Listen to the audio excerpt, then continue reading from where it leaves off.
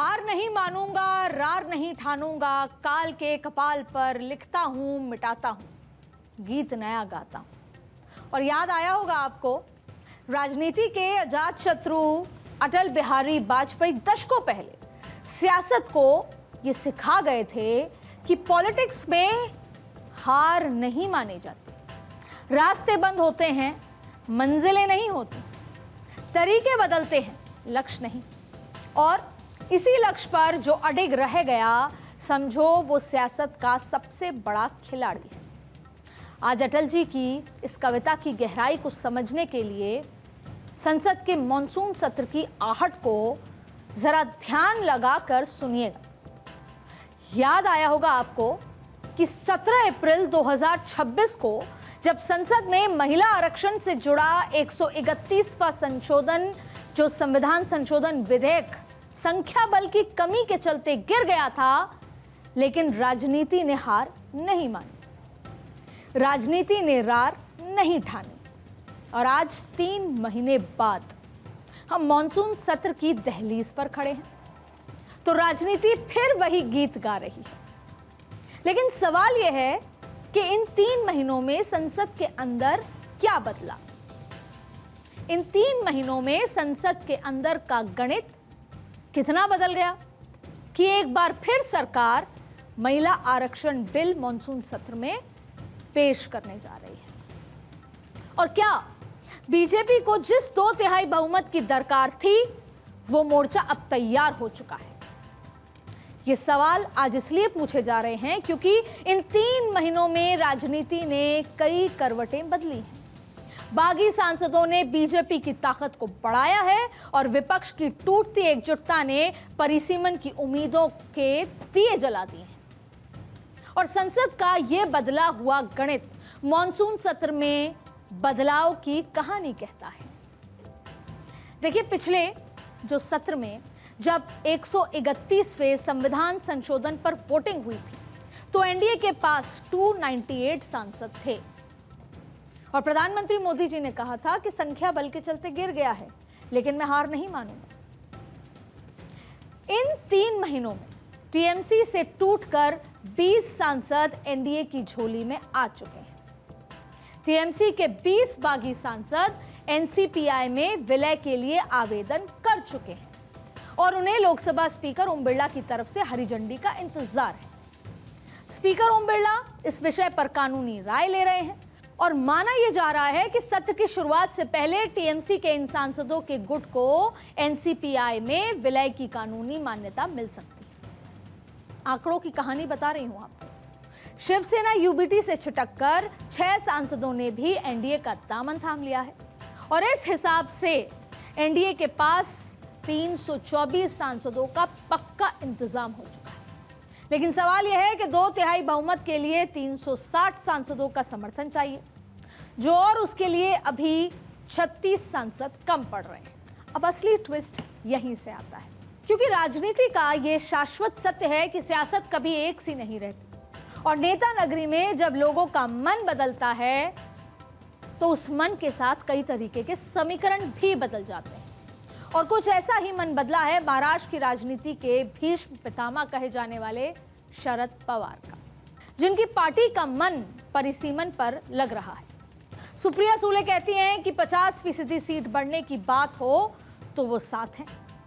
हालांकि फिर कहा कि मेरा कहने का मतलब वो नहीं है, लेकिन यही संकेत हैं कि आंकड़े बदल सकते हैं शरद पवार के साथ आने से या बाहर के समर्थन से। तो भैया, बात तो सिर्फ इसी तरह से चल रही है और इस हिसाब से सरकार के पास 320 सांसद के साथ एनसीपी, जो कि शरद पवार वाली है, उसके 8 सांसद और जुट जाएंगे। और दूसरी तरफ कांग्रेस ने जब से टीवीके के साथ हाथ मिलाया है, तब से डीएमके भी उसके साथ उखड़ी हुई नजर आ रही है। और संकेत यही है कि डीएमके के 22 सांसद भी एनडीए का साथ दे सकते हैं या फिर संसद से नदारद रह सकते हैं। और अब संख्या बन जाती है, अगर साथ देते हैं तो 354 यानी 354 सांसद। और मन सिर्फ शरद पवार की पार्टी का ही नहीं बदला है, बल्कि संजय राउत ने भी हाल ही में कुछ ऐसे ही संकेत दे दिए जो बताते हैं कि यूबीटी मॉनसून सत्र में अपना पाला बदल सकता है। और यह है राजनीति की असली तस्वीर। और कुछ ऐसे इरादे वाईएसआरसीपी के भी दिख रहे हैं और इसका मतलब है एनसीपी शरद पवार, डीएमके के समर्थन जो कि सांसदों की संख्या 354 बना रही थी, वो यूबीटी के 3 और वाईएसआरसीपी के 4 सांसदों के साथ 361 हो जाएंगे। और मैंने कुछ ही देर पहले कहा था कि वो जादुई आंकड़ा जो 2/3 बहुमत का है वो 360 है, जबकि 2/3 बहुमत जैसा मैंने कहा वो 360 है। मतलब NCP Sharad Pawar, DMK, YSRCP, Shiv Sena, UBT वाली, ये 4 पार्टियां मिलकर इस बार विपक्ष के साथ वो खेला कर सकती हैं जो परिसीमन के रास्ते को साफ कर देगा। यानी हार नहीं मानूंगा, और सियासत में हार नहीं मानी तो रास्ते निकल गए। लेकिन ये चारों वही पार्टियां हैं जिन्होंने 3 महीने पहले कांग्रेस के रास्ते पर चलते हुए 131वें संविधान संशोधन के खिलाफ अपना वोट दिया था।